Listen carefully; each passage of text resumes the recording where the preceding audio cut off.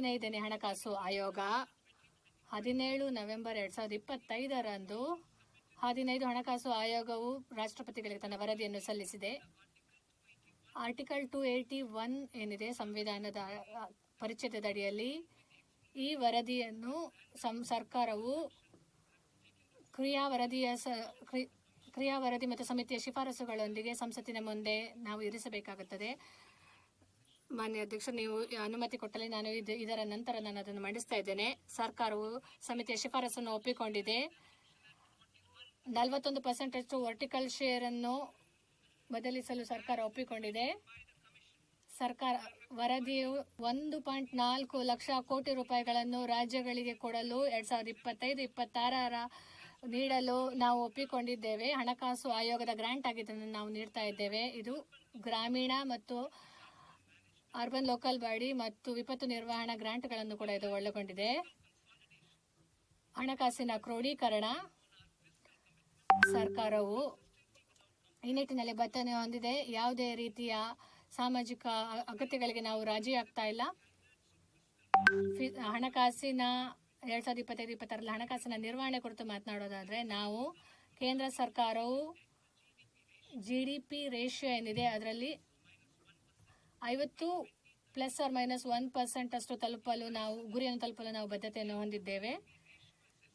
GDP ratio 56.6% ಅಷ್ಟು ಗುರಿಯನ್ನು ಹೊಂದಿರಲಿದೆ 2025-26 ಎಂದು ನಾವು ಅಂದಾಜಿಸ್ತಾ ಇದ್ದೇವೆ. GDP ರೇಷಿಯೋದ ಡಿಕ್ಲೈನ್ ಡೇಟ್ ಏನಿದೆ ಅದು ಈಗ ಇದರ ನಿಧಾನವಾಗಿ ಕಡಿಮೆಯಾಗಲಿದೆ.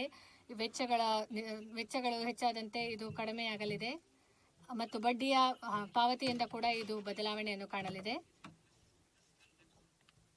ವಿತ್ತೀಯ ಕೊರತೆಯ ಬಗ್ಗೆ ನಾವು ಮಾತಾಡೋದಾದ್ರೆ, ನಾನು ಈ ಸಾರ್ವಭೌಮ ಸದನಕ್ಕೆ ತಿಳಿಸಲು ಸಂತೋಷವಾಗೋದಾದ್ರೆ, ನಾನೇನು ಬದ್ಧತೆಯನ್ನು ನಾನು ನೀಡಿದೆ 2021-22 ಏನು ಬದ್ಧತೆಯನ್ನು ನಾನು ಕೊಟ್ಟಿದ್ದೆ. 4.5% ಕಡಿಮೆಗೊಳಿಸುವುದಾಗಿ, ವಿತ್ತೀಯ ಕೊರತೆಯನ್ನು ಕಡಿಮೆಗೊಳಿಸುವುದಾಗಿ ನಾನು ಹೇಳಿದ್ದೆ. ಈ ಭರವಸೆಯನ್ನು ನಾನು ಪೂರ್ಣಗೊಳಿಸಿದ್ದೇವೆ.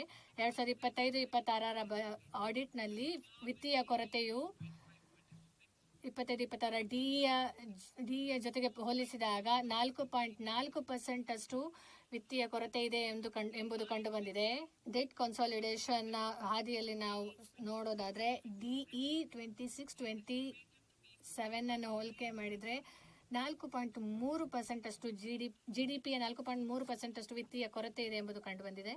ಪರಿಷ್ಕೃತ ಅಂದಾಜು ಕೇಂದ್ರ ಸರ್ಕಾರದ ನೆಟ್ ಟ್ಯಾಕ್ಸ್ ರೆಸಿಟ್ 26% 7 ಕೋಟಿ ಅಷ್ಟಿದೆ. ಒಟ್ಟಾರೆ ವೆಚ್ಚದ ಇದರಲ್ಲಿ ಕ್ಯಾಪಿಟಲ್ ಎಕ್ಸ್ಪೆಂಡಿಚರ್ ಅಷ್ಟು 11 ಲಕ್ಷ ಕೋಟಿ ಅಷ್ಟಿದೆ. ಬಜೆಟ್ ಎಸ್ಟಿಮೇಷನ್ ಇದೆ 26-27 ಬಜೆಟ್ ಅಂದಾಜೇನಿದೆ ಅದು ನಾನ್ ಡೆಟ್ ರೆಸಿಟ್ ಮತ್ತು ಒಟ್ಟಾರೆ ವೆಚ್ಚವು 36.5 ಲಕ್ಷ ಕೋಟಿ ಎಂದು ಮತ್ತು 53.56 ಲಕ್ಷ ಕೋಟಿ ಎಂದು ಅಂದಾಜಿಸಲಾಗ್ತಾ ಇದೆ. ನೆಟ್ ಟ್ಯಾಕ್ಸ್ ರೆಸಿಟ್ಗಳು 28.7 ಲಕ್ಷ ಕೋಟಿ ಎಂದು ಅಂದಾಜಿಸಲಾಗ್ತಾ ಇದೆ. ವಿತ್ತೀಯ ಕೊರತೆಗೆ ಅನ್ನು ನಿರ್ವಹಿಸುವ ಸಲುವಾಗಿ ಡೇಟೆಡ್ ಸೆಕ್ಯೂರಿಟಿಯಿಂದ ಸಾಲಗಳನ್ನು ಪಡೆಯಲಾಗಿದೆ. 11.7 ಲಕ್ಷ ಕೋಟಿಯ ಸಾಲವನ್ನು ನಾವು ಪಡೆದಿದ್ದೇವೆ. ಇದು ಸಣ್ಣ ಉಳಿತಾಯ ಮತ್ತು ಇತರ ಮೂಲಗಳಿಂದ ಇದನ್ನು ಮರುಪಾವತಿ ಮಾಡಲಾಗುತ್ತದೆ ಎಂದು ನಾವು ಅಂದಾಜಿಸ್ತಾ ಇದ್ದೇವೆ.